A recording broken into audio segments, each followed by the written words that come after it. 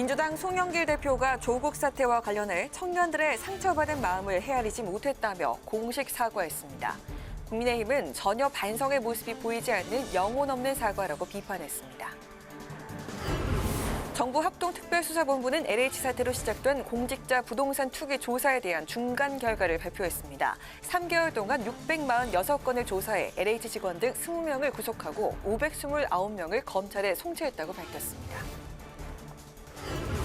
국민의힘은 오늘 부산에서 전당대회 후보자 합동연설회를 열고 본경선 비중이 큰 당심 잡기에 열을 올렸습니다. 윤석열 전 검찰총장은 국민의힘 중진 의원들과 잇따라 회동을 가지면서 입당설에 무게가 실리고 있습니다. 정치 사회적 이슈를 분석해보는 뉴스앤 이슈. 오늘은 조국 전 장관의 회고록 출간과 맞물린 조국 사태 재점화 논란과 함께 최근 자맹을 깬 윤석열 전 검찰총장의 향후 정치 행보, 그리고 중반부로 접어든 국민의힘 당권 경쟁에 대해서 짚어봅니다.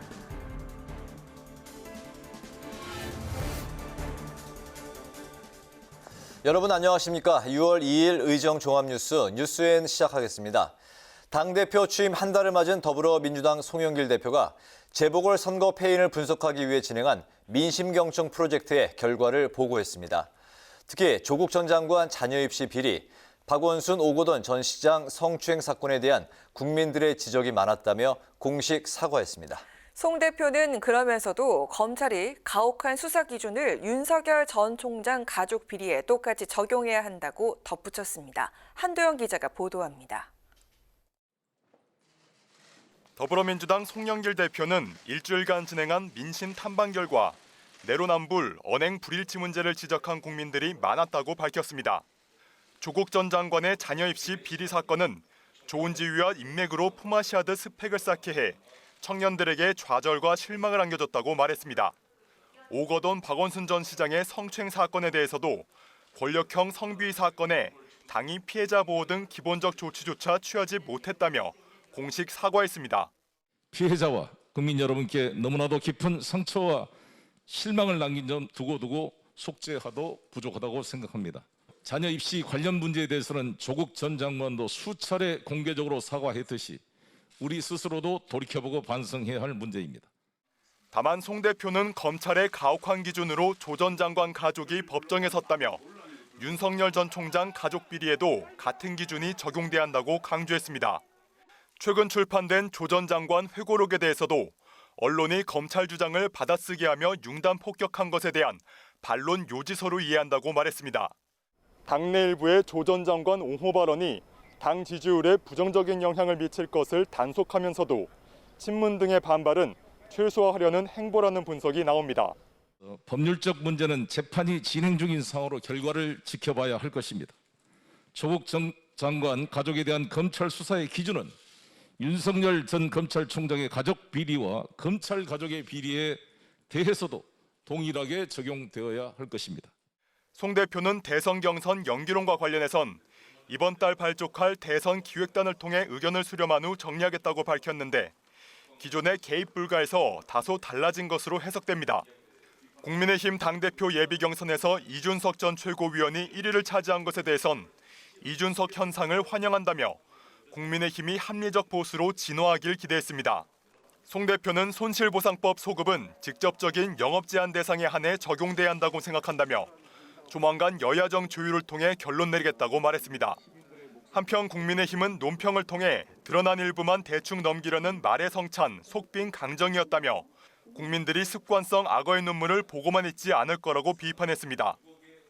국회방송 한도영입니다. 정부가 LH 사태로 촉발된 부동산 투기 의혹을 조사하기 위해 합동특별수사본부를 꾸린 지 3개월 만에 중간 수사 결과를 발표했는데요. 현재까지 20명을 구속하고 몰수 추징, 보전 조치한 부동산 투기 수익이 908억 원이라고 밝혔습니다. 김동길 기자의 보도입니다. 정부 합동특별수사본부는 현재까지 부동산 투기 의혹과 관련해 646건 2,800명을 조사해 20명을 구속하고 529명을 검찰에 송치했습니다. 이번 수사의 계기가 된 LH와 관련해서는 직원 77명과 친인척 지인 74명 등 151명을 적발해 4명을 구속했다고 밝혔습니다. 부동산 투기 수익 900-800억 원은 몰수 추징 보전했고 세금 탈루 의혹이 밝혀진 94건에 대해서는 534억 원의 세금을 추징할 예정입니다. 김부겸 국무총리는 현직 차관급 기관장을 비롯해 기초지자체장과 시군 의원, 실무 담당 직원까지 내부 정보를 활용한 부동산 투기 혐의를 확인했다고 밝혔습니다. 수사 대상에 오른 국회의원 13명 등 고위 공직자들에 대한 조사와 수사는 현재 진행 중이라고 말했습니다. 국무총리로서 이러한 공직자들의 불법 혐의에 대해 매우 부끄럽게 생각하고 국민들 앞에 머리 숙여 사죄드립니다. 김 총리는 이번 사건을 부동산 시장에서 공정과 정의의 가치를 바로 세우는 계기로 삼겠다고 강조했습니다. 기한을 두지 않고 성역 없이 수사하겠다며 공직자에 대해서는 법이 허용하는 최대한의 무거운 책임을 지을 수 있도록 하겠다고 밝혔습니다. 공직자를 포함하여 불법적 투기는 반드시 처벌하고 불법 투기 수익은 몰수 추징된다는 상식을 이번 기회에 분명히 확립하겠습니다. 더불어민주당은 정부의 독립적이고 엄정한 수사와 투명한 결과 공개를 당부했습니다. 그러면서 당내 의원들이 부동산 투기 문제가 확인되면 탈당 조치 등 엄벌 조치를 내리겠다고 밝혔습니다. 국회 방송 김동길입니다. LH 사태가 터진 지 석 달이 됐지만 당정은 아직 LH 혁신안을 확정짓지 못하고 있습니다. 민주당과 국토교통부는 오늘 한국토지주택공사 LH 혁신 방안을 논의했는데 당정은 LH를 지주회사 체제로 바꾸는 것을 두고 격론을 벌였습니다. 보도에 임채원 기자입니다. 내부 정보를 악용한 임직원의 땅 투기 의혹으로 여론의 문매를 맞은 LH. 당정은 재발 방지를 위한 LH 혁신 방안을 만들고 있습니다. 민주당과 국토부는 오늘 두 번째 당정 협의를 열고 LH 혁신안을 논의했는데 결론을 내리지 못하면서 다음 주에 다시 논의하기로 했습니다. 가장 큰 쟁점은 LH를 지주회사 체제로 전환하는 문제입니다. 정부는 LH의 모회사와 자회사를 만들어 건설과 복지 업무를 나눠주고 모회사가 관리 감독하게 하는 방안을 제시했는데 민주당은 반대 입장입니다. LH 사태의 핵심은 내부 정보를 투기에 이용한 것이며 지주사 체제는 근본적 해결책이 아니라는 겁니다. 그 지주회사로 할 것인가 뭐 이런 그 구조 있잖아요. 조직 구조. 그 세부 방안에 대해서 굉장히 격론이 이루어졌는데 LH 사태의 원인 그리고 거기에 대한 진단과 해법으로서 이게 맞는 거냐. 구체적인 내용은 밝히진 않았지만 당정은 LH의 공공성과 투명성 강화와 내부 통제, 경영 혁신 대책 등에 대해서는 공감대를 형성했습니다. 앞서 국토부는 토지 조성과 주택 건설 등 핵심 기능을 제외한 조직과 인력을 20%가량 축소하는 방안 등을 제시했습니다. LH의 공공성과 투명성 강화, 또 주거복지 기능 강화, 또 내부 통제 기능, 경영 혁신, 조직 슬림화, 뭐 이런 주요한 부분에 대해서는 다 공감을 했고. 조홍천 의원은 지난달 27일 논의했던 내용보다 진척된 게 있다면서 정부가 다시 진전된 내용을 가지고 오면 당이 수용할 수 있다고 밝혔습니다.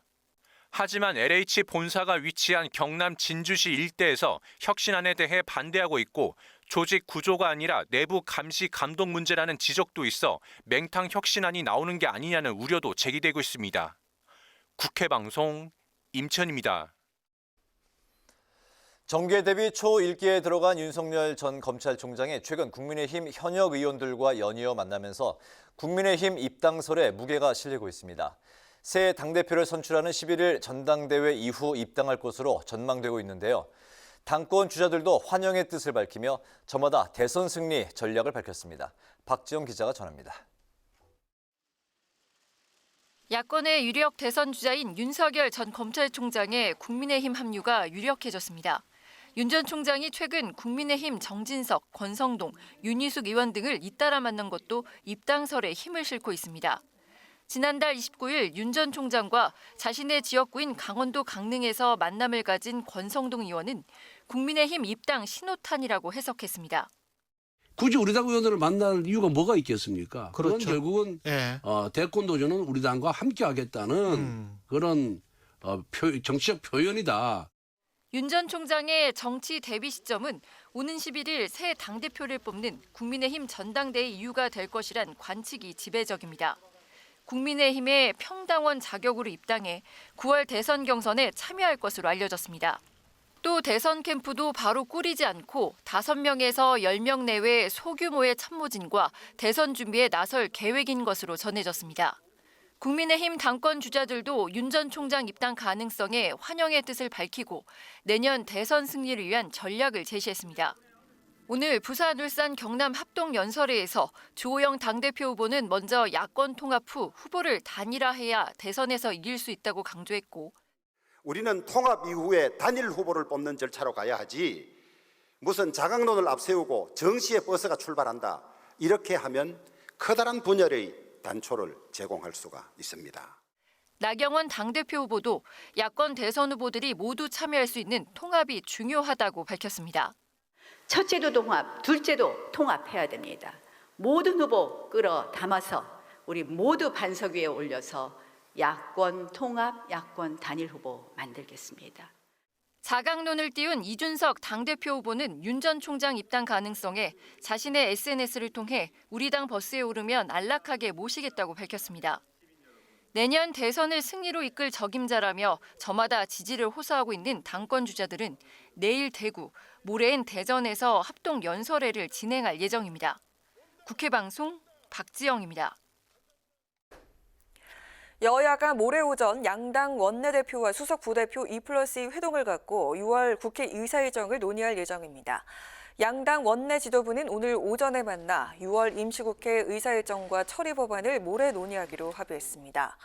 여야는 6월 임시회 소집 요구서를 제출한 상태로 모레 오후에 열리는 본회의에 앞서 대정부 질문 등 추가 일정에 합의할 전망입니다.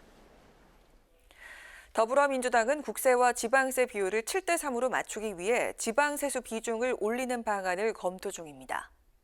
민주당 송영길 대표는 오늘 재정분권특위 첫 회의에서 현재 21%인 지방소비세율을 28%로 7%포인트 인상하는 방안 등을 논의하고 있다고 밝혔습니다. 특위위원장인 김영배 의원은 늦어도 이달 말까지는 당론으로 정리해 입법하도록 최선을 다하겠다고 말했습니다. 국민의힘은 건강 악화로 단식을 중단한 최승재 의원의 뜻을 잇기 위해 코로나19 손실보상 소급 적용을 촉구하기 위한 릴레이 천막 농성에 들어가기로 했습니다.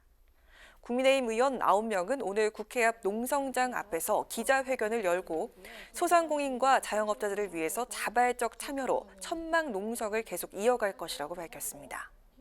농성에 참여하는 양금희 의원은 6월 말까지가 1차적인 통과 시한이라며 본회의에서 법안이 통과할 때까지 계속할 생각이라고 말했습니다. 정의당은 전국민 재난지원금 지급을 시사한 더불어민주당을 향해서 자영업자의 절실한 손실 보상은 제쳐두고 재난지원금을 언급하는 건 무책임하다고 비판했습니다. 정의당 이동영 수석 대변인은 오늘 논평을 내고 재난지원금 언급은 심폐소생술을 하다 말고 동네 사람들에게 영양제를 나눠주자는 것이라며 이같이 밝혔습니다. 이 수석 대변인은 초과세수 17조 원의 최우선 순위는 손실 보상이 돼야 하고 6월 국회에선 여야가 책임 있게 마무리 지어야 한다고 덧붙였습니다.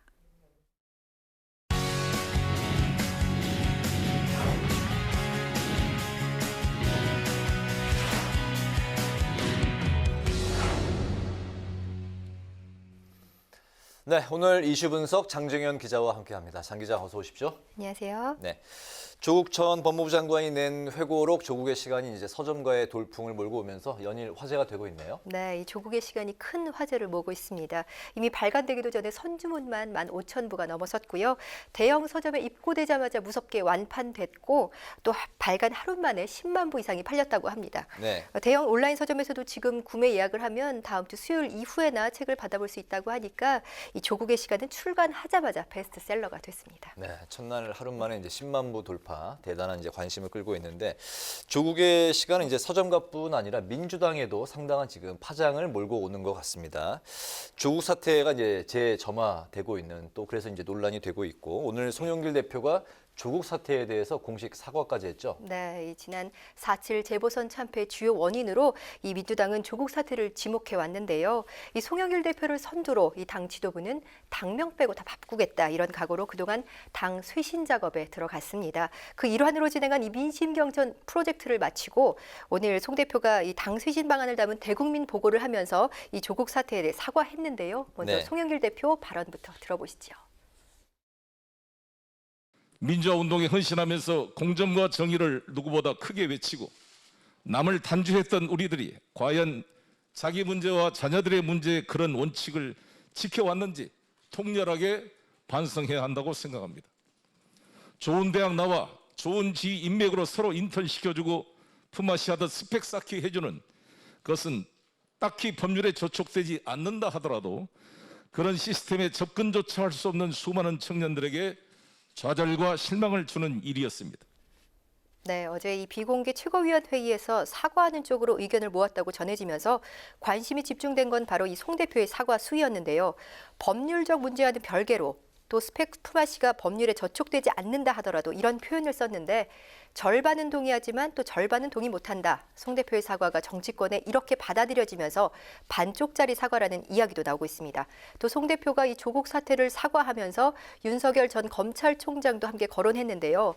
조 전 장관 가족에 대한 검찰 수사의 기준은 윤석열 전 총장의 가족 비리와 검찰 가족의 비리에 대해서도 동일하게 적용해야 한다. 이렇게 말한 부분은 송 대표의 이 고도의 정치적 전략으로도 보이는 한편 이 당내 검찰개혁 강경파의 견해와 크게 다르지 않습니다. 이미 당내에서는 조국의 시간 출간 소식이 들리자마자 이 대선을 앞두고 조국과 거리두기를 해야 한다. 당 차원의 사과는 부적절하다 이렇게 의견이 나뉘면서 조국 사태가 재현되는 것 아니냐 하는 우려가 많았는데요. 이 송 대표가 유감 표명을 결심한 상황에서 조 전 장관과 이 선을 긋는 사과를 한다면 당내 강경파의 반발이 불가피했던 만큼 결론적으로 이번 사과는 이 송 대표가 수위 조절을 했다 이렇게 평가되고 있습니다. 그렇군요. 송영길 대표가 조국 사태를 이제 언급하면서 강성 당원들, 당내 민주당 내에 강성 당원들이 이제 반발이 또 이제 심한 상황인데 야당도 비판하고 있어요. 근데 야당의 비판은 민주당 내 강성 당원들의 그 비판하고는 또 내용은 또 서로 상이한 거죠. 네, 먼저 이 민주당 이야기를 해보면요. 송 대표가 조 전 장관의 이 자녀 입시 불공정 문제를 거론하는 순간에 생중계되고 있던 이 민주당 유튜브 채팅방 그리고 민주당 게시판에는 일부 당원들의 이 비난글이 가득했습니다. 송 대표가 조국 사태를 사과한 데 대해서는 노골적으로 불만을 드러낸 건데요. 송 대표는 사퇴하라. 조 전 장관을 도와주지 못할 거면 아예 언급도 하지 말라. 이렇게 송 대표를 성토하고 조 전 장관은 옹호하는 그런 글들이 대부분이었습니다. 네. 이 강성 친문 지지자들 다수가 이 시점에 조국 이름을 꺼내 들고 사과 의사를 밝힌 것 자체가 문제라면서 송 대표의 사과를 못마땅해 하는 건데요. 이렇게 사과하면 결국 조국이 잘못한 게 맞다. 이런 인상을 줄 수 있다는 겁니다.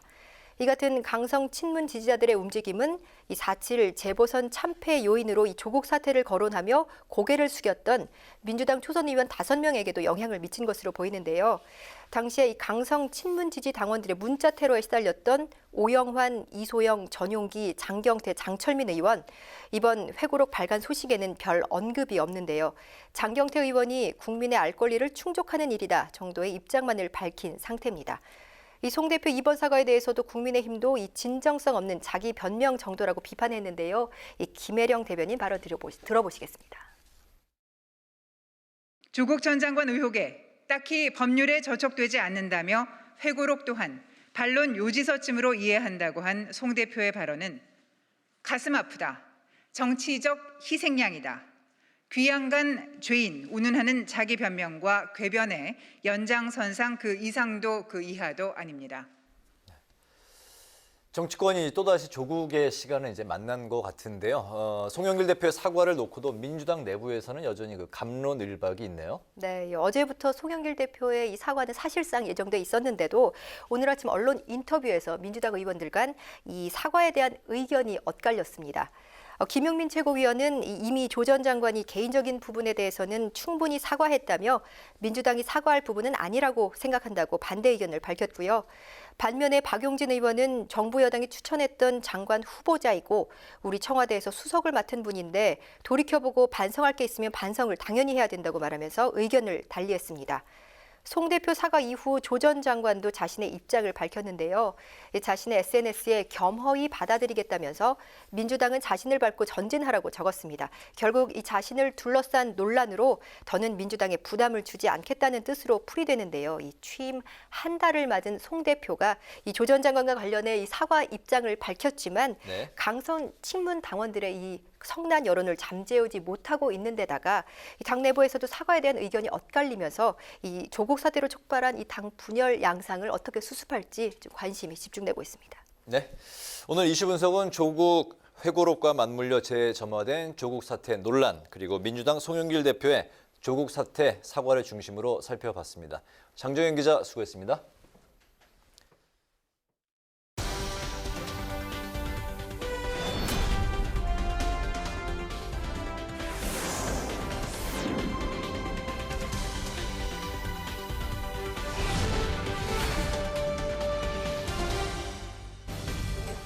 강아랑의 정치톡 시간입니다. 6월 2일 시선을 집중시킨 정치 뉴스 만나보시죠.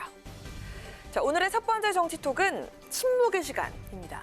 조국 전 법무부 장관이 출간한 회고록 조국의 시간을 놓고 정치권이 술렁이고 있습니다.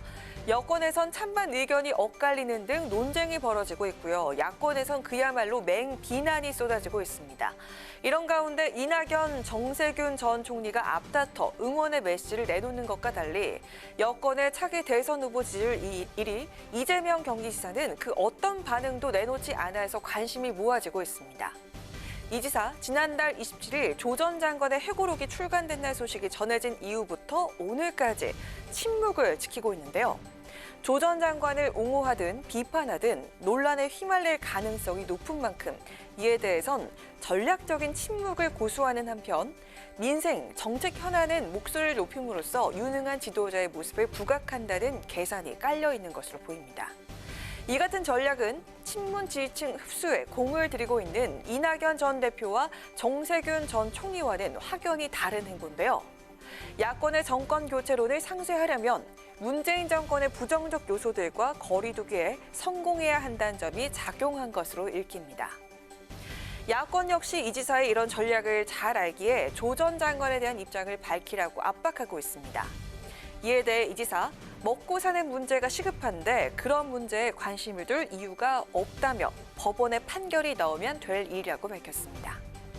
침묵의 시간을 보내고 있는 이 지사, 여권의 유력 대선 주자인 만큼 민주당 경선과 내년 대선 과정에서 어떤 식으로든 조국 사태에 대한 입장을 밝히게 될 텐데요. 불공정 논란을 일으킨 사태에 대해서 이 지사는 과연 어떤 입장을 내놓게 될까요? 이어서 오늘의 두 번째 정치톡은 상처 입은 사슴입니다. 복당 채배를 마치고 친정인 국민의힘으로 돌아갈 날만을 손꼽아 기다리고 있는 이가 있죠. 바로 홍준표 의원인데요. 지난달 10일 복당 신청서를 내고 당의 의결을 기다리고 있지만 복당 절차는 지지부진합니다. 특히 국민의힘 초선 의원들 홍 의원의 복당에 대해서 거세게 반발하고 있는 상황인데요. 자신을 향한 반감에 불만을 표하고 싶었던 것일까요? 홍 의원, 오늘 그림 하나를 자신의 페이스북에 올렸습니다. 바로 멕시코 화가 프리다 칼로의 상처 입은 사슴입니다. 이 그림은 화살을 맞고 피를 흘리는 사슴의 몸으로 정면을 응시하는 화가의 자화상입니다. 홍 의원은 이 그림을 올린 뒤 내가 최근 일부 후배 정치인들로부터 공격받을 때 이 그림이 생각났다며 자신은 26년간 당을 지키며 해서 당이 위기에 처할 때마다 몸살이지 않고 최전방 전선에서 몸을 바친 사람이라고 표현했습니다.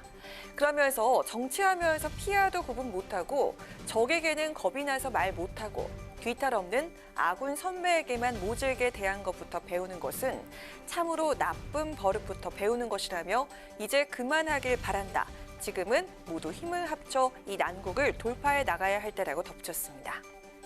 한편 어제 열린 국민의힘 당대표 후보 토론회에서도 홍 의원의 복당 문제가 거론됐었습니다. 당대표 후보들의 답변은 이러했습니다. 내가 당대표가 되면 홍준표 전 대표의 복당을 즉각 허용하겠다. OX로 표시해 주십시오. 예. 5분 모두 허용하겠다라고 답하셨네요. 네, 이렇게 홍준표 의원의 복당에 국민의힘 차기 당대표 후보자 전원이 찬성 의사를 밝힌 만큼 향후 홍 의원의 복당 문제는 빠르게 정리될 것으로 보입니다. 그럼에도 불구하고 당내 반발 또한 여전한데요. 또다시 논쟁거리로 떠오른 홍 의원의 복당, 국민의힘의 새로운 갈등을 예고하게 될까요? 지금까지 강아랑의 정치톡이었습니다.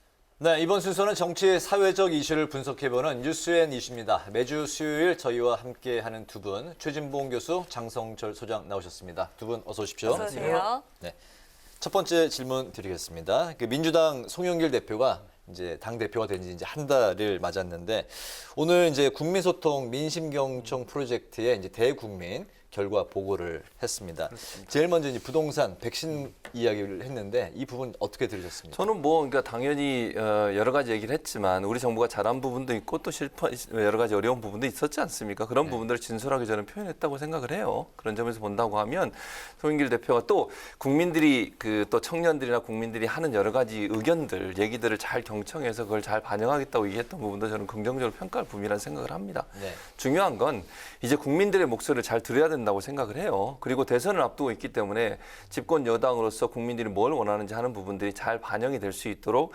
전국 주도권을 당이 좀 중점적으로 좀 끌고 나가는 그런 모습을 보여야 된다고 생각을 하고요. 그런 점에서 본다고 하면 송영길 대표가 오늘 여러 가지 얘기를 했습니다만 나중에 다른 얘기도 하겠습니다만 그런 얘기들이 전체적으로 잘 했다고 보여지고요. 또 앞으로도 저는 이런 국민들의 목소리를 적극적으로 듣는 경청 프로그램들을 적극적으로 좀 활용했으면 좋겠어요. 일회성으로 끝나지 말고 네. 지속적으로 국민들이 어떤 생각을 갖고 있고 어떤 기대를 하고 있는지 하는 부분들에 대해서 들을 수 있는 기회를 좀 많이 갖는 게 중요하겠다. 그러면 결국 당이 또 변하고 대선을 앞두고서 국민들이 원하는 정당으로 바뀔 수 있는 기회가 되지 않겠습니까? 그런 점에서 긍정적으로 평가할 수 있을 거라고 생각을 합니다. 네.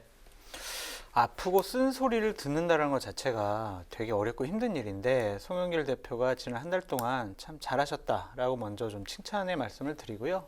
백신 문제와 부동산 문제를 강조하시면서 뭐라고 했냐면 내년 3월에 우리는 다시 심판대에 오른다라고 얘기를 했어요. 이 말은 무슨 말이냐면 부동산 문제를 해결하지 못하면 백신 문제로 국민들의 건강을 챙기지 못하면 내년 3월 대선 때 우리가 어려워질 수 있다. 그러니까 이 부분 앞으로 더욱더 잘 챙겨야 한다라는 다짐으로 저는 들었습니다. 잘하신 거라고 보여지고요. 앞으로 민주당이 바뀔 것 같다, 변화될 것 같다라는 생각이 듭니다. 그래서 국민의힘은 좀 더 긴장을 해라라고 말씀드리고 싶어요. 네, 사실 가장 주목됐던 부분은 바로 이건데요. 조국 사태 관련해서 공식적으로 고개를 숙인 겁니다. 그러나 강성 지지층을 의식한 듯이 조 전 장관 가족 수사 기준을 윤 전 총장 가족 비리에도 똑같이 적용을 해야 한다. 이 말을 깔았는데요. 어떻습니까? 사과 잘하셨어요. 이것도 정말 용기 있는 사과라고 말씀드리고 싶습니다. 당내에서는 그래 왜 조국한테 왜 사과를 해? 이런 목소리도 있고 강성 지지층 이분들은 지금 SNS상에서 난리 났다고 하잖아요. 송영길 너 그만둬라 막 이런 식의 얘기도 많이 한다고 하는데 그런 반발을 충분히 예상하시더라도 이렇게 용기 있게 사과한 것 자체가 큰 의미가 있다.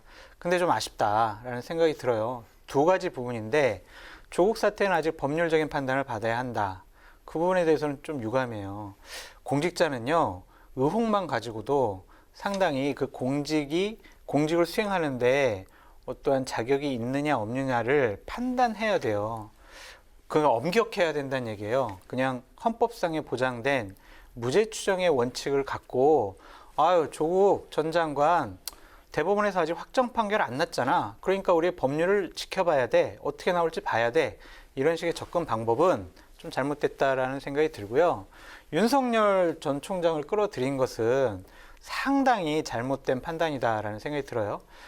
막강한 권한을 갖고 있는 집권여당 당대표가 신임 검찰총장에게 수사 가이드라인을 준 거다라고 저는 평가하고 싶습니다. 이것은 검찰 개혁이 아니라 검찰을 장악하겠다는 이 집권 세력의 의지가 불현듯 나온 것이 아니냐라는 생각이 들고 송영길 대표께서 얼마 전에 큰 실수하셨잖아요. 윤석열 총장 파일 차곡차곡 쌓아두고 있어요. 이런 지금 공작 정치하겠다는 거 아니겠습니까? 이런 부분은 집권당 대표로서 적절하지 않은 발언을 하셨다. 좀 옥에 튀었다. 사과 깔끔하게 하고 반성하는 모습 보이고 그랬으면 좋았을 것 같다라고 말씀드립니다. 네. 어쩐지 칭찬을 하나 했어요. 장 소장이 칭찬을 하시더니 그냥 뒤에 계속 공격을 하시는데 무죄 추정의 원칙을 가지고 지난주부터 계속 지금 우리 장 소장이 밀고 계시는데 일단 저는 이렇게 생각해요. 정말 장 소장이 앞부분에 얘기했듯이 저는 송영길 대표가 이렇게 사과한 건 잘했다고 생각합니다.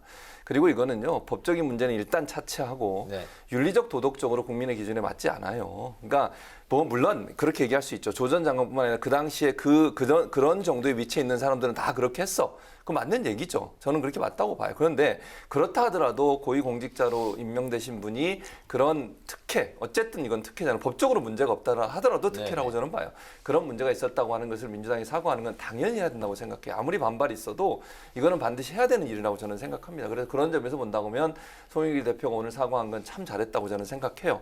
물론 뭐 저를 공격하는 분도 있겠죠, 앞으로. 그러나 그건 상관없다고 저는 생각해요. 이거는 명확하게 사과하지 않으면 안 되는 문제라고 보고요. 조국 전 장관도 본인이 사과했어요. 그 문제에 대해서는 도덕적 윤리적으로 책임질 부분은 책임지겠다고 얘기했고 잘못된 부분은 본인이 사과한다고 얘기를 했기 때문에 이 부분 가지고 논란을 삼는 건 저는 바람직하지 않다고 보고요.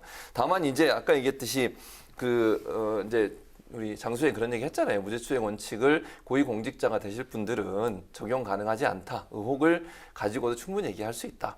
윤 전 총장도 마찬가지예요. 저는 그렇게 생각해요. 네. 그분이 이제 대권 후보로 활동을 하시잖아요. 이제 대통령이 만약에 대통령 후보까지 되시는 분이니까 그런 가능성이 높잖아요, 지금. 그럼 그분에 대해서 의혹이 있으면 그 부분도 집중적으로 저는 검증해야 된다고 생각해요. 그런 차원에서 본다고 하면 조국 전 장관한테 들이댔던 그런 기준도 윤 전 총장에도 그대로 들이대야 한다고 생각합니다. 그건 뭐 저는 그 부분이 무슨 공격이라기보다는 그런 잣대로 윤 전 총장에 대한 검증도 있어야 된다는 주장이라고 생각을 하고요. 마지막으로 이제 파일 얘기하셨는데 우리 장 소장도 잘 아실 거예요. 보통 이제 어느 정당이든 대선 후보로 나올 분들에 관련돼서는 그 파일이란 말의 뉘앙스가 약간 좀 부정적으로 우리가 예전부터 갖고 있었기 때문에 그런데 정보를 수집하는 거예요. 또 그런 정보 주는 사람도 많아요. 예컨대 이 후보에 대해서 이런 일이 있습니다. 저런 일이 있습니다. 그럼 이제 정당에서 그거 모아서 그럼 어떻게 대책을 세울 거냐.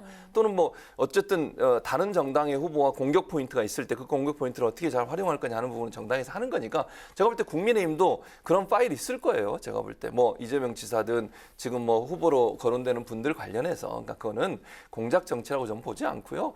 통상적으로 이제 대권에 관련된 사람들에 대한 어떤 정보를 수집하는 차원이었다. 이게 뭐 예를 들어서 장 소장이 우려하는 것처럼 뭐 국정원이나 경찰 이걸 동원하면 안 돼. 그건 정말 불법적인 일이죠. 근데 그냥 정보 수집 차원에서 본인들의 네트워크를 통해서 수집된 정보라고 하면 그건 통상적으로 정당들이 하는 일이다 이렇게 생각을 합니다. 그러니까 근데 제가 좀 문제 삼고 싶은 게 뭐냐면 민주당이 지난 2017년도 총선 때 드루킹이라는 사람을 동원해서 여론 댓글 조작을 통해서 선거에 유리한 결과를 얻었다.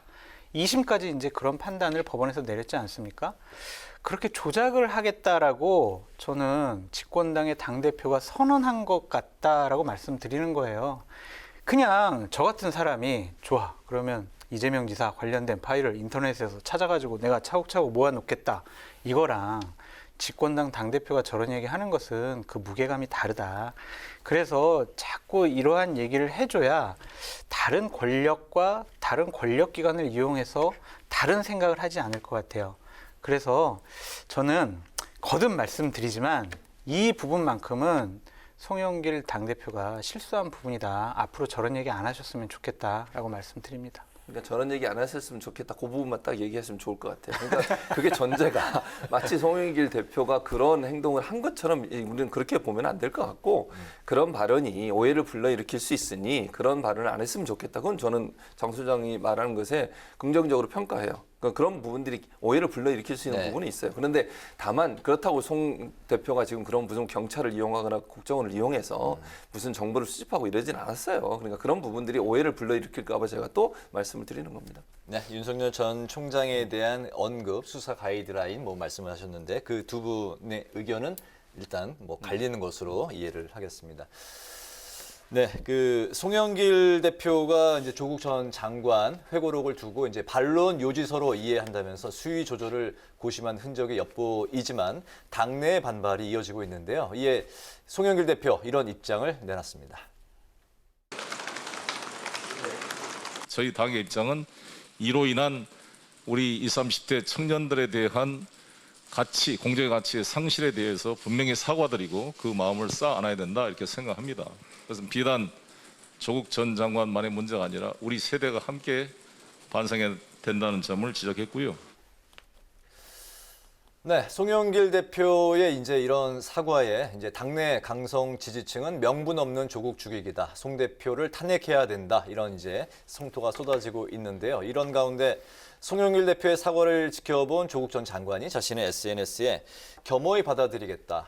저를 밟고 전진하라. 이런 입장을 밝혔습니다. 어떻게 봐야 될까요? 저는 조국 전 장관도 아까 제가 말씀을 드렸습니다만 도덕적 윤리적인 문제에 있어서 본인이 잘못한 부분은 인정한다고 생각해요. 그게 지금 현재 우리 국민이나 젊은 세대 입장에서 봐서는 이게 납득하기 어려운 행동이에요. 그러니까 어쨌든 그게 불법적인 일이 아니라 하더라도 이건 법적인 문제와 별개의 문제로 윤리적 도덕적으로 문제가 있다 하는 부분은 명확하다고 저는 보거든요. 그러니까 그런 부분에서는 조 전 장관도 저는 충분히 동의한다고 생각해요. 본인도 사과를 했고요, 몇 번. 그러니까 송영길 대표가 얘기한 부분이 저는 그렇게 무리한 얘기라고 보지 않거든요. 그건 국민의 관점이나 국민의 지금의 어떤 그 도덕적 기준에 맞지 않아요. 근데 그거를 맞지 않는 거를 맞다고 계속 주장하면 안 되는 거잖아요. 이건 조국 전 장관을 죽이기라고 표현하는 것도 저는 바람직하지 않다고 생각해요. 조국 전 장관을 죽이는 게 아니잖아요. 국민들이 예를 들어서 그런 모습들이 부정적으로 보였다고 하면 거기에 대해서는 사과하는 게 맞다고 저는 생각합니다. 공당의 대표가. 그러니까 이거를 너무 조국 전 장관이 무슨 뭐 죽이기고 조국 전 장관을 뭐 이렇게 매도하는 거고 이렇게 볼 문제가 아니라 그거는 윤리적 도덕적으로 현재 기준에 봐서는 그런 행동을 한 것은 바람직하지 않아요.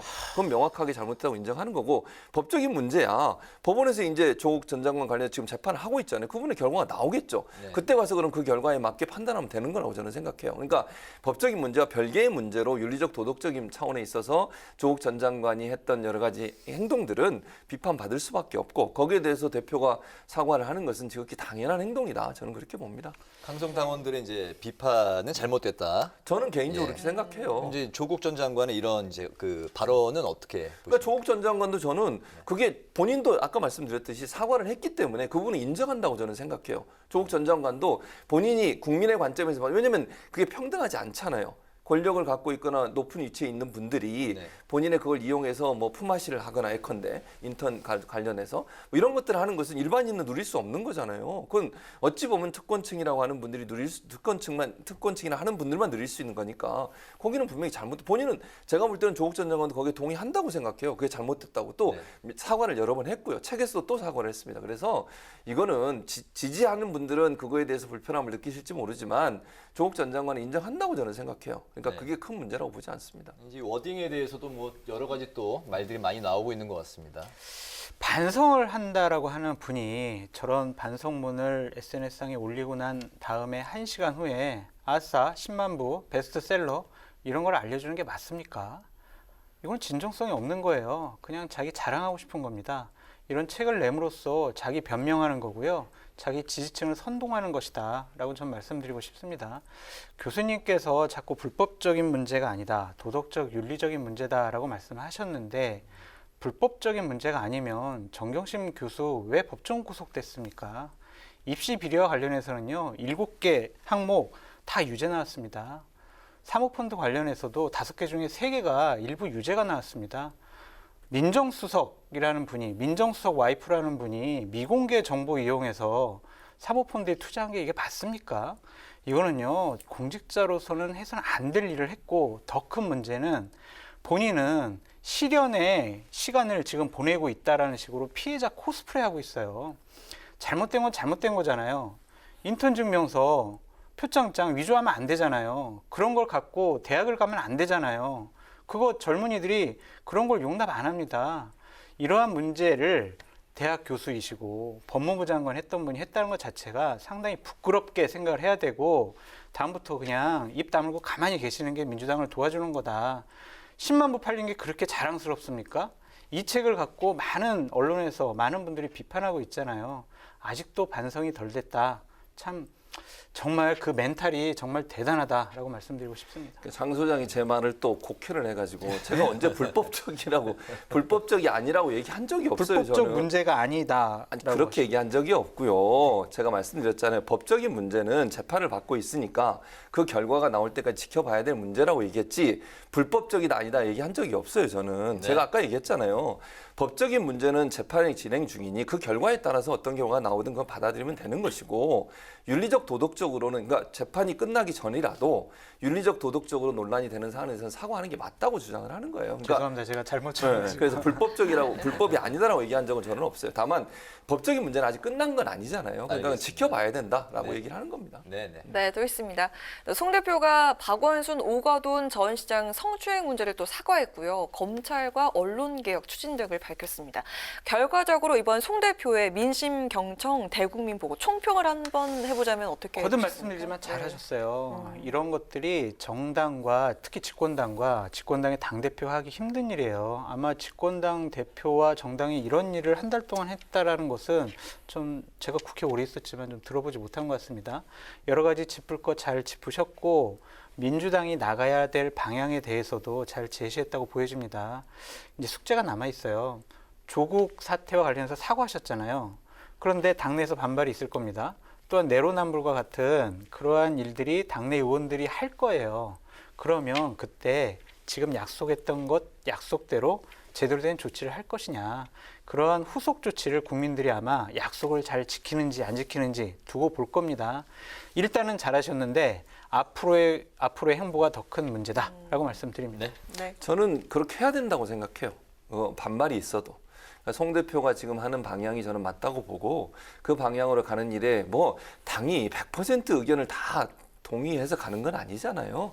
반발이 있을 수도 있고 여러 가지 문제에서 뭐 여러 가지 논란도 있을 수 있을 거라고 봅니다. 그러나 큰 줄기에서 이렇게 한 달 동안이나 전국을 돌면서 민생 얘기 들었으니 그 얘기들 잘 겸허하게 수용해서 그 방향에 맞게 가는 것이 국민의 신뢰를 다시 얻을 수 있는 방법이라고 생각을 합니다. 그래서 송 대표는 흔들리지 않고 본인이 생각하고 또 판단하고 이번 민생 프로젝트를 통해서 얻었던 이 결과들을 그냥 추진해야 된다. 저는 그렇게 보고요. 반발하시는 분들이 있을 수는 있는데 큰 그림에서 봐야 된다고 생각해요. 이거는 개인적인 문제나 개인적인 생각의 차원의 문제가 아니라 당 전체와 그다음에 이제 대선을 앞두고서 당이 어떤 방향으로 가야 될지 하면서 깊이 고민하는 가운데 어떤 방향을 정하는 게 맞지 않겠나 하는 생각이 듭니다. 네, 알겠습니다. 이번에 그 야권으로 한번 가보겠습니다. 조국의 시간과 함께 윤석열의 시간도 본격적으로 시작된 모습인데요. 윤 전 총장이 최근에 이제 국민의힘 의원들과 잇따른 회동을 하면서 이제 정치 입문이 초읽게 들어간 거 아니냐 이런 관측들이 이제 나오고 있습니다. 국민의힘에 조만간 입당할 것으로 보십니까? 저는 물론 그럴 확률이 좀 높아진 것 같긴 한데요. 그래도 저는 아직까지는 100%라고는 보진 않습니다. 그러니까 저는 조금 제 개인적인 생각입니다. 이거는 윤석열 총장한테 조금 아쉬운 부분은 조금 더 기다렸으면 어땠을까 하는 생각이 개인적으로 들어요. 그러니까 지금 이렇게 접촉면을 늘리면서 국민의힘 의원들도 만나고 오늘은 또 젊은 그 방송 패널도 만나셨더라고요. 근데 그런 행보가 너무 좀 조급함을 보이는 게 아닌가 하는 생각이 좀 아쉬움이 있어요. 저는 개인적으로. 무슨 말이냐면 대표 경선이 끝난 이후에 본격적인 행보를 해도 늦지 않을 텐데 너무 좀 빨리 움직이는 게 아닌가. 근데 저는 뭐 이런 생각은 듭니다. 한편으로는 그런 부분들이 두 가지 의미가 저는 있다고 개인적으로 생각하는데요. 첫 번째는 본인에 대한 여론의 집중자나 언론의 집중도가 사실 상당히 좀 없었어요. 왜냐하면 이제 외부 행보가 별로 없었잖아요. 그러다 보니까 지지율도 약간 떨어지는 양상을 보였거든요. 그런 조급함들이 조금 발현된 게 아닌가. 그리고 이제 국민의힘에서 그러다 보니까 윤석열 전 총장 말고도 뭐 김동연 부총리, 최재형 감사원장까지 나오면서 여러 사람 다 들어와서 경색해 보자. 이게 지금 대표 나오신 분들의 대체적인 의견이거든요. 그러다 보니까 본인이 좀 조급함이 조금 드러난 게 아닌가 하는 생각에서 아쉬움이 있고 또 하나는 이제 본인한테 집중되는 여론이 당대표 선거에 나온 이준석 후보한테 집중되는 것에 대한 견제 심리도 일정 부분 작용한 게 아닌가 이런 부분도 있고요. 그래서 이런 부분들이 결국은 본인이 조금 더 언론으로부터 좀 더 무게감 있게 다뤄질 수 있는 부분들이 조금 삭감된 게 아닌가 하는 아쉬움이 있어서 저는 개인적으로는 윤 총장이 조금 당대표 선거 이후에 나왔으면 어땠을까 하는 아쉬움은 있지만 지금의 행보를 보면 어쨌든 본인이 이 여론의 집중도를 받으면서 계속 여론의 주도권을 쥐고서 지지율을 끌고 가려는 어떤 의도 이런 부분들이 일정 부분 반영된 그런 행보가 아니겠나 하는 생각이 듭니다. 또 뭐 이준석 후보의 등장과도 뭐 또 연결지어서 또 촌평하는 분들도 있더라고요. 그렇죠. 이준석이 지금 변화의 상징이 돼버렸잖아요. 윤석열 총장한테 기대하는 것도 국민들이 기대하는 것도 공정하게 좀 여러 가지 일들을 처리해라. 그리고 정치권 좀 변화를 일으켜라. 이런 기대감들이거든요.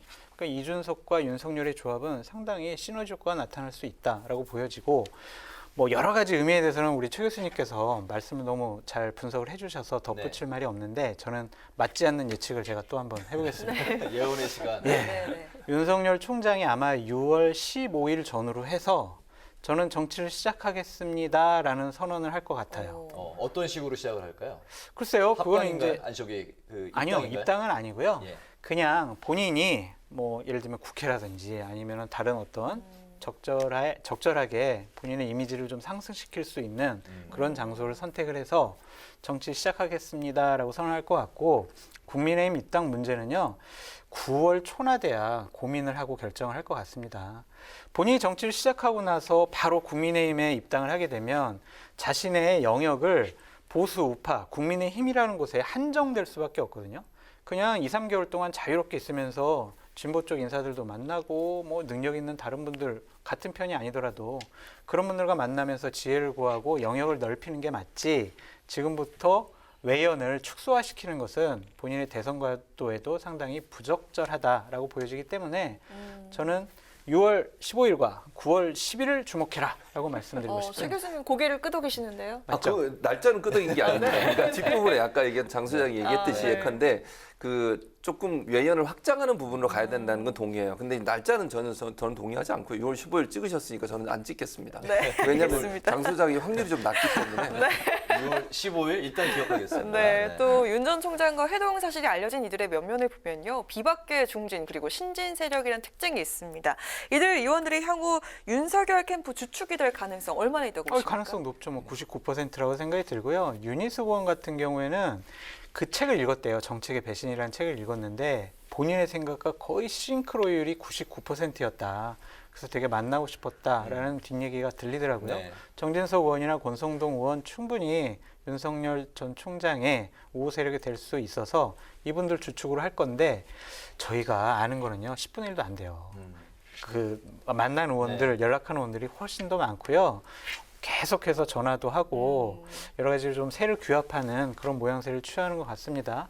대선 후보로서 좀 적절한 행보를 하고 있다라고 말씀드리는데 아쉬운 점이 있어요. 정치는요, 특히 정치인은 국민에게 감동을 줘야 합니다. 지금 윤석열 총장의 지난 3개월간의 행보를 보면 그래 저 사람이 정책적으로 많이 준비를 하고 있구나, 공부를 하고 있구나, 노력을 하고 있구나 이런 모습을 줬지 국민에게 한 방 빵 때리는 가슴을 뭉클하게 하는 그런 감동을 주지 못했거든요. 지금 국민의힘 소속 의원들을 만나는 것보다 정말 어렵고 힘들고 아파하고 어려워하는 그런 분들 만나서 위로하고 그분들과 교감하고 그런 모습들이 그분들을 통해서 자연스럽게 알려지고 이런 식으로 하면 국민들에게 주는 감동이 더 좋았을 거예요. 컸을 거예요. 그런 부분들이 앞으로 윤석열 총장이 채워나가야 할 부분이다라고 말씀드리고요. 제가 아까 6월 15일이 아니라 6월 15일 전후라고 말씀드렸어요. 기억하고 이렇게 전후 그러니까 굉장히 꼼꼼하시네요. 꼼꼼한 게 아니라요. 적당히 지금 넓히는 거잖아요. 15일로 우리는 결정하겠습니다. 장 소장이 말인데 저는 장 소장 말에 전적으로 동의해요. 웬만하면 제가 동의 잘 안 하는데 그 말이 맞다고 생각하거든요. 그러니까 정치인을 만나는 것은 저는 그렇게 좋게 보이지 않아요. 왜냐하면 윤 총장이 원래 정치인을 통해서 또는 정치를 통해 정치를 하는 게 아니잖아요, 지금. 그러니까 전혀 새로운 방식으로 정치를 하겠다고 나온 사람이 너무 정치인들 만나고 다니면서 국민의힘 의원들 만나고 이렇게 하는 것은 저는 그렇게 좋게 보이지 않을 거라고 보거든요. 정말 힘든 사람, 어려운 사람 만나서 그분의 손 잡고 그 소리 듣고 그렇게 하면서 본인의 영역을 만들어가는 게 저는 더 중요하다고 생각해요. 그렇게 돼서 지지율이 올라가면 정치인들은 안 만나려고 해도 줄을 서서 올 거예요. 근데 이렇게 전화해서 만나고 이렇게 하는 것은요. 또 다시 예전의 정치인의 모습으로 가는 게 아닌가 해서 신선함이 떨어질 수 있거든요. 윤 전 총장이 갖고 있는 장점이 결국 그런 점인데 그런 신선함이 삭감되는 것은 즉 상쇄되는 것은 별로 바람직하지 않다고 저는 생각을 합니다. 오늘 그 질문도 여러 개 아직 남아 있는데 오늘 방송이 꽤 늦게 끝날 것 같습니다. 일단 좀 빨리 가보겠습니다. 윤석열 전 총장과의 소통 제1야당 당권 레이스의 쟁점으로도 떠올랐는데요. 당권 주자 5명 중 윤 전 총장과 현재 접촉하고 있는 인물은 과연 누굴까요? 나는 지금 윤석열 전 총장과 어떻게든 연락을 하고 있다. OX로 답해 주십시오. 나경원 후보께 혹시 어떻게 언제 연락하셨는지 여쭤봐도 될까요? 자세히 말씀드리는 것은 적절하지 않다고 생각합니다. 그러니까 모두와 소통 관계를 가지고 있는 것은 매우 중요하다는 생각이고요. 그런 의미에서의 신뢰관계가 충분히 있다 이런 말씀을 드립니다. 네, 주호영 후보도 연락하고 계신다고요? 예, 제가 구체적으로 누구와 언제 어떻게 연락한지를 다 말씀드리는 것은 적절하지 않고요. 예. 제가 당대표가 되면 윤석열 전 총장을 즉각 입당시키겠다 이렇게 말씀을 드렸는데 그 이후에 그런 반박이 전혀 없었고 또 어제 오늘은 입당 가능성까지 비쳤다. 그 정도로만 말씀을 드리겠습니다. 네. 네. 나경원 이제 주호영 후보가 이제 그 윤석열 전 총장과 이제 연락은 하고 있다. 근데 그 정도까지만 이제 언급을 하겠다 했는데 이 말을 아끼는 속내가 무엇인지 첫 번째 질문이고요. 또 윤 전 총장은 현재 그 예비 경선 그 지지율 1위를 얻고 있는 이준석 전 최고위원과는 왜 아직까지 접촉하고 있지 않은 건지 그 두 가지 질문 동시에 드려보겠습니다. 그러니까 첫째 이제 두 번째 질문을 먼저 답변을 드리면 이준석 이제 후보와는 사실 이미지가 겹치는 부분이 분명히 있어요. 근데 그런 부분이 본인한테는 크게 도움이 안 될 거라고 생각할 거예요. 그래서 지금 입장에서는 당대표 선거에 누구를 만나서 누구에게 힘을 실어주는 것 자체가 본인한테 유리하다고 보지 않습니다. 저는 그런 차원에서 본다면 일단 거리를 두는 게 맞아요. 그러니까 당대표 선거에 나오는 분 누구 한 분을 만나보세요. 그러면 힘을 거기에 확 실리는 거잖아요. 네. 근데 그게 본인한테 전혀 도움이 안 돼요. 지금 상황에서는. 그래서 일단 거리를 두고 누가 되느냐를 지켜보는 게 맞다고 보고 그런 차원에서 본다고 하면 지금 두 분이 얘기하신 주호영 전 원내대표, 나경원 전 원내대표가 말씀하신 부분이 어느 정도 만남인지는 모르겠지만 제가 볼 때 윤 총장이 직접적으로 만나서 얘기하고 이런 건 아니었을 거라고 저는 개인적인 추측을 하는 겁니다. 그럴 가능성이 높다고 보여지고요. 그다음에 이제 그 당권 경쟁의 변수가 되느냐 이것도 저는 별로 그렇게 바람직하다고 보지는 않습니다. 아니 네. 당 대표 하시는 분이 어떤 후보를 데려오냐 안 데려오냐가 능력의 기준이 되는 건 아니라고 봐요. 하나의 뭐 선택적인 기준이 될 수는 있겠죠. 그리고 윤 전 총장이 누가 대표되면 들어오고 누가 대표가 안 되면 안 들어오겠습니까? 그건 본인의 선택의 문제예요. 당대표가 누가 되든 본인이 생각할 때 국민의힘에 입당하는 것이 본인에게 유리하다고 판단하면 들어올 거라고 저는 생각해요. 네. 중요한 건 누가 대표가 되든 윤 전 총장이 들어올 수 있는 환경을 만들어주는 게 중요해요. 그런 부분이 부각이 돼야지 내가 누구랑 윤 전 총장하고 친하니까 들어올 수 있다. 이렇게 해서 어필하는 것은 그다지 그렇게 좋게 보이는 부분은 아니라고 생각합니다. 네. 두 가지 질문에 대해서는 교수님 말씀과 제가 거의 동감, 그러니까 똑같은 얘기를 하고 싶어서 생략을 하고요. 저는 국민의힘의 중진 의원들 두 분의 생각을 좀 비판하고 싶어요. 저게 맞습니까? 당대표 하겠다는 분이 국민의힘의 비전, 전략, 쇄신, 변화, 혁신 이런 걸 갖고 승부를 해야지. 지금 OX 퀴즈를 우리가 저거만 봤지만 계속해서 저는 윤석열과 친해요. 제가 윤석열과 소통하고 있으니까요. 제가 당대표 되면요. 윤석열 총장 입당시키고요. 대선 후보 관리 잘할 거예요. 이런 식의 윤석열 마케팅에 치중하고 계시거든요. 그걸 가지고 이준석 최고를 되게 공격을 하잖아요. 후보를. 당시 되면 유승민계니까 윤석열 총장이 들어오겠어? 이런 식의 공격을 하고 있습니다. 너무 한심해요. 이러니까 이준석 후보한테 지지율에서 지고 있는 거예요. 저분들이 선거 전략을 잘못 잡았다라고 좀 말씀드리고 싶습니다. 저희 딱 10초만 더 해볼까요? 저희도 OX 한번 해보도록 네. 하겠습니다. 네. 나경원, 주호영 후보 단일화에 대한 전망 OX 하나, 둘, 셋.